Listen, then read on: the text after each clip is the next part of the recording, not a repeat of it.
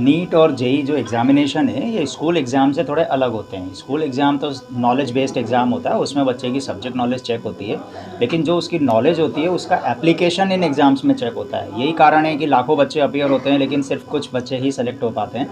और लेकिन अगर हम कट ऑफ परसेंटेज की बात करें तो वो बहुत ज़्यादा नहीं होती है। चाहे हम आईआईटी की बात करें, चाहे हम मेडिकल में देखें, डिफ़िकल्टी लेवल मेडिकल का उतना नहीं होता है जितना जेई का होता है। तो उन एग्ज़ाम्स को क्रैक करना आसान है, लेकिन अगर स्टूडेंट ढंग से प्रिपरेशन करता है, एक सिस्टमैटिक तरीके से प्रिपरेशन करता है और सही उसको प्रैक्टिस मिलती है जो इस एग्ज़ाम के लिए ज़रूरी है, तो वो डेफ़िनेटली अच्छा कर सकता है। मैं समझता हूँ इन एग्ज़ाम्स में सेलेक्ट होने के लिए 3 बहुत इंपॉर्टेंट फैक्टर्स होते हैं। पहला होता है राइट गाइडेंस, कि उसको सही जानकारी मिले, सही दिशा निर्देश मिले, सही फैकल्टीज़ मिलें, सही स्टडी मटेरियल मिले। दूसरा होता है स्मार्ट हार्ड वर्क और तीसरा होता है कॉन्फिडेंस एंड पॉजिटिव थिंकिंग।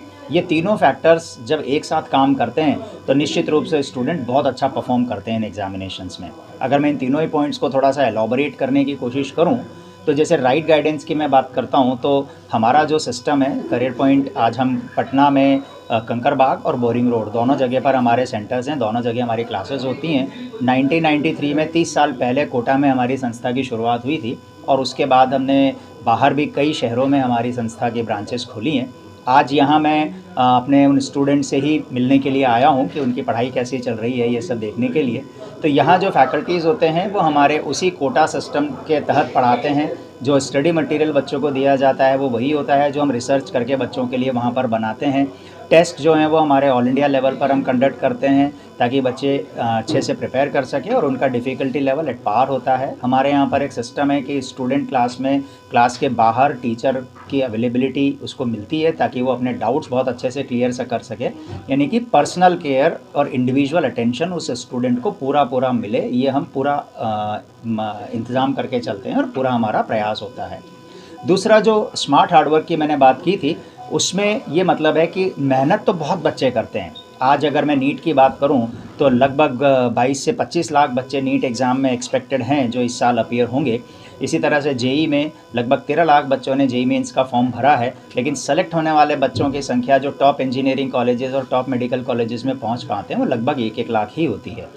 तो मेहनत तो बहुत सारे बच्चे कर रहे हैं, लेकिन उस मेहनत को जब तक स्मार्टली नहीं किया जाए तो उस बच्चे का वो रिज़ल्ट नहीं आता जिसकी उसको अपेक्षा रहती है। इसके लिए ज़रूरी है कि उसको टेस्ट होने के बाद उन टेस्ट का वो एनालिसिस करे, टेस्ट पेपर दिया कैसे जाना चाहिए इस बारे में उसको ठीक से जानकारी दी जाए, उसकी प्रैक्टिस उस तरीके से करवाई जाए।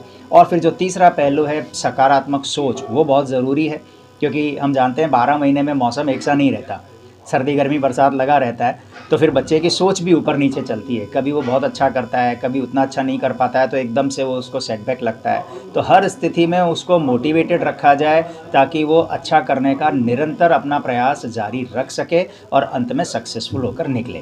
हम कोशिश ये करते हैं कि जब बच्चे का रिज़ल्ट है तो बहुत अच्छी बात है और नहीं मिल पाते हैं तो उसके पास क्या दूसरे ऑल्टरनेटिव्स अवेलेबल हैं, कौन से दूसरे ऐसे कॉलेजेस जहां वो जा सकता है और अपना भविष्य सुधार सकता है, यहाँ तक हम उसको काउंसलिंग प्रोवाइड करते हैं।